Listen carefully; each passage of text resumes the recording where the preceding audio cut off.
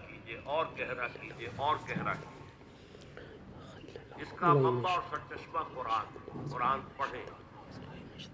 اور قرآن کو اول تو کوشش کریں، اگر آپ کی عمر ابھی ایسی ہے کہ آپ سیکھ سکتے ہیں تو عربی زبان سیکھیں اور قرآن کو اپنی آنکھ سے پڑھیں، ترجمے سے نہیں۔ ترجمہ سیکنڈ ہینڈ نالج ہے، ترجمہ جب آپ پڑھ رہے ہوتے ہیں تو مترجم کی آنکھ سے قرآن پڑھ رہے ہیں،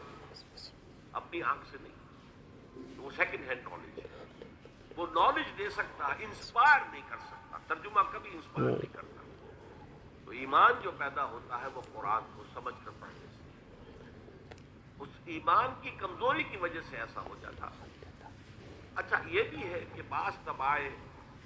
جیسے کوئی جسمانی طور پر بہت قوی ہے، بعض جو کمزور ہے پیدا ہی لاغر ہوتے ہیں اور پھر ساری عمر لاغر رہتے ہیں، ایسے ہی اندر سے انسان کے اندر جو قوت ارادی ہے وہ بھی بعض کی مضبوط ہوتی ہے، جو فیصلہ کر لیا ڈٹ گئے۔ بعض کی قوت ارادی اتنی مضبوط نہیں ہوتی، مثلا بعض لوگ سگریٹ چھوڑنا چاہتے ہیں، نہیں چھوڑ سکتے،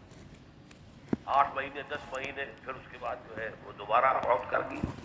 تو یہ وہ ان کی